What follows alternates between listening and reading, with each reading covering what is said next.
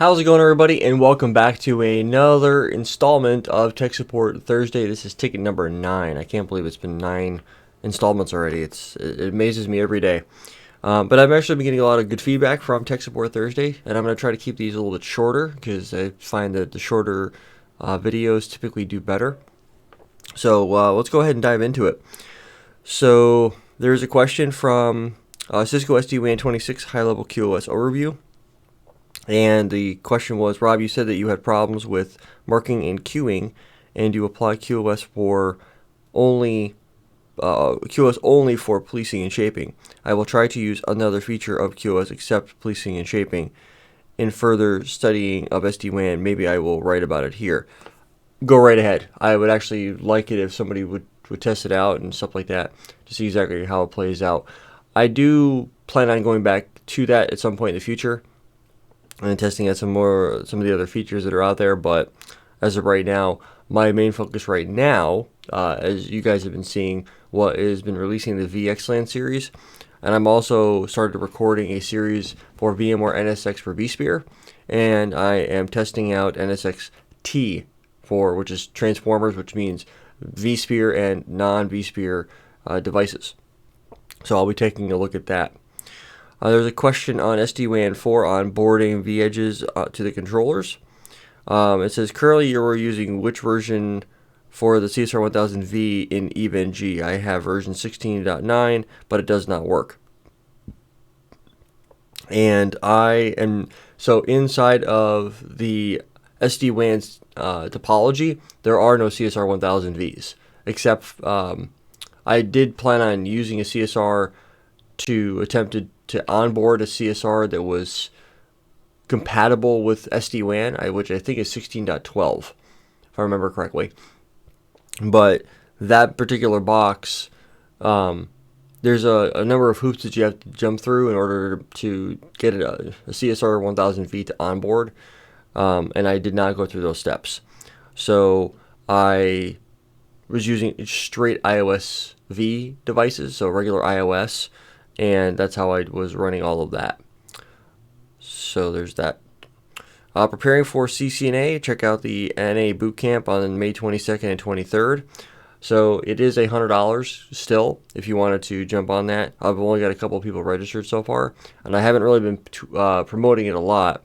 But if you guys are interested in joining me, which should be not this weekend coming up, but the following weekend, the 22nd and 23rd, 4 hours each day, I'm doing a CCNA bootcamp. It'll be a live stream.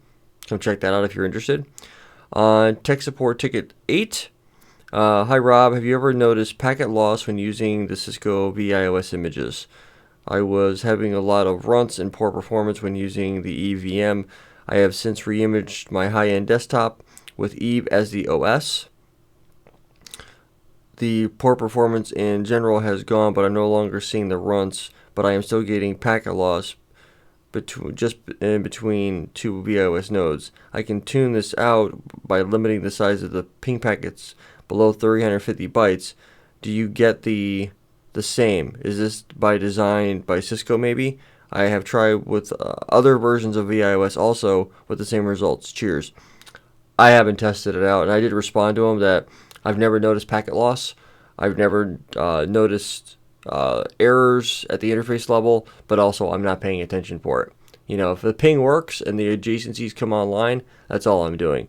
I'm not sure what you're trying to accomplish with doing the Eve Labs, but I do know that these are virtual images and they don't have a lot of throughput. So if you're trying to push a lot of data through it, you're going to probably see a lot of issues. But I'm just speculating on what you're doing. There's a question on how to set up a Cisco SD-WAN in EVE-NG. Thanks, Rob. I was wondering, can 8 gigabytes of RAM and a 4-core CPU support SD-WAN labs? No. You're going to need 12 to 20 gigahertz, or basically CPUs. That's what I gave my EVM for SD-WAN. I think it was 16 CPUs and 64 gigs of RAM. And I was high on CPU. I was near the 70 to 80% mark pretty consistently. RAM, I was about halfway, just because of the amount of nodes that I ran. But your specs won't support it. SD-WAN 32 VPN segmentation and VPN membership. Rob, thank you for simple explanation. VPN segmentation is like the import-export list in MPLS L3 VPN. I did all your SD-WAN series labs. I think your videos are very helpful material for understanding and further SD-WAN study. Well, thank you. Appreciate that. So then that was the whole goal of doing the SD-WAN series. So if it benefits you somehow, then I did my job. Basic ASA, Cisco ASA Basics 1, the initial configuration setup. The network map was not helpful at all. One could not follow up exactly with what you were doing. And there's a reply. You replied. Did I reply to this? Oh, I replied with, sorry to hear that. So where was I with that? Down here. So the network topology that was provided was, I'm not really sure how to word it other than the fact that it's there for reference. It's not, if I have the CLI pulled up and I'm typing in commands and you can see the device that I'm working on the topology, it gives you reference to what I'm working on. So I don't know you personally. I've actually never seen your name before. So that's basically what the lab is about. So sorry to hear that. Security, configuring ASA multiple context mode. And the question is, can I get all configuration of this topology, please? That particular file, I don't have them. And the one thing that I want everybody to realize is a lot of the configurations that I'm doing on different boxes is, when I'm recording, it's a lot of from the ground up, meaning that I'm walking you through what needs to be configured in order to get a particular thing to work. So a lot of the times, the only thing that is going to be on there is some IP addressing. So, a lot of times it's take the 5 minutes and just IP address everything and get it knocked out. And then in the videos, I will walk you through how to configure stuff. So on SD-WAN 29 vSmart template setup and deployment. Thank you, Rob. Wasted 2-hour troubleshooting why I can't apply a CLI template to a vSmart 20.3.3 using feature templates. Resolve this. Yep, that would be the case. So yeah, what he's referring to is vSmart templates are, and I'm having to think back to, so vSmart is the control plane of the Cisco SD-WAN solution. You have vManage, which is the management where you configure everything, and then vManage pushes to vSmart, and then vSmart pushes down to your edge devices. And in order to make this efficient, you actually would create if you have multiple vSmarts, you would create a template for your vSmarts, and you would push the same config to each one. And then from there, it would be, instead of having to try to configure them individually, you would be able to push the config directly to it via template.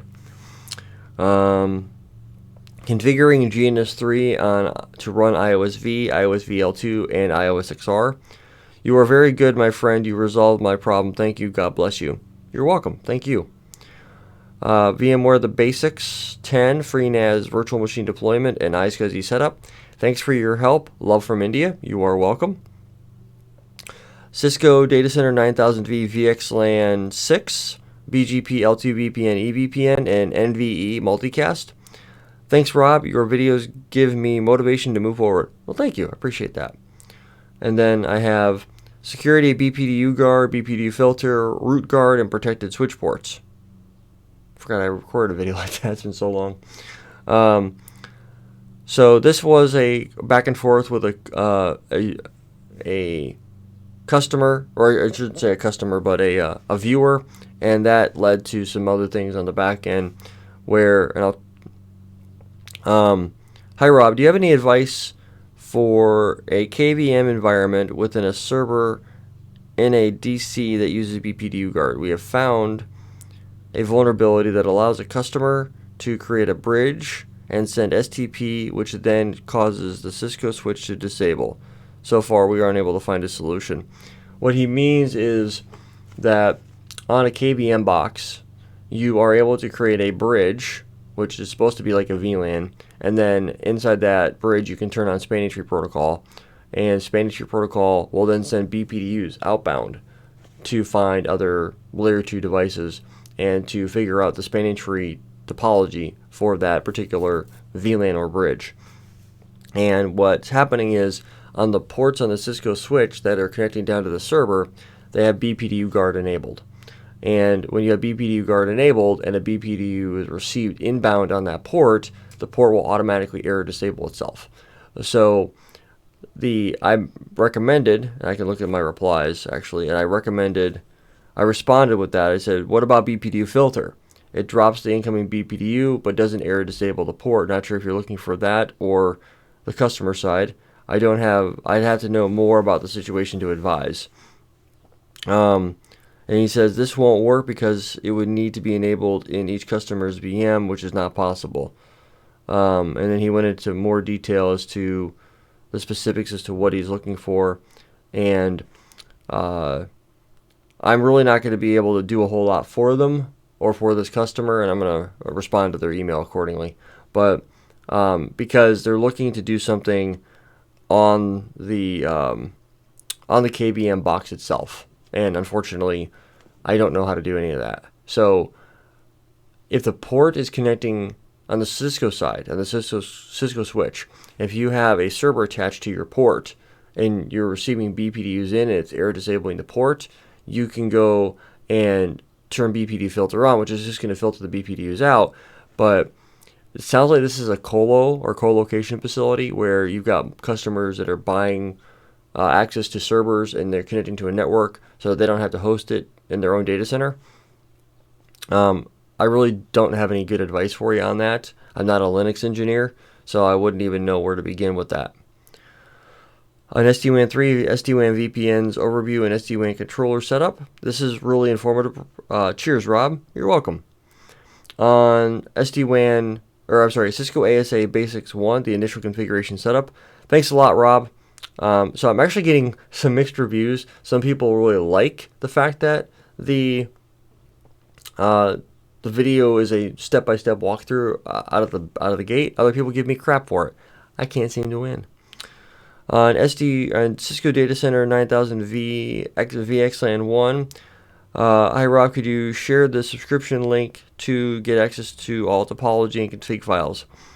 On any video that's on the channel or the main channel itself, when you click on, if you do Google it, or if you're inside YouTube and you find the main channel, there's a join button. You click on the join button, which charges you $10 for the membership. You pay the $10 for the membership, and voila, there you go. You're able to gain access to all that stuff.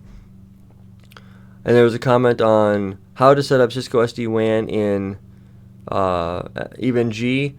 This is, are these free or must I join to view? Just keeps spinning. Videos are always free to view. The only thing I charge for is the config files and topology files. So if it's spinning, it's probably your local machine giving you a hard time. But beyond that, ladies and gentlemen, that is it for Tech Support Thursday, ticket 9. I'm just kind of shocked that we've gotten that far already. I want to thank you guys for stopping by and hanging out with me in this video. And until next time, guys, take it easy.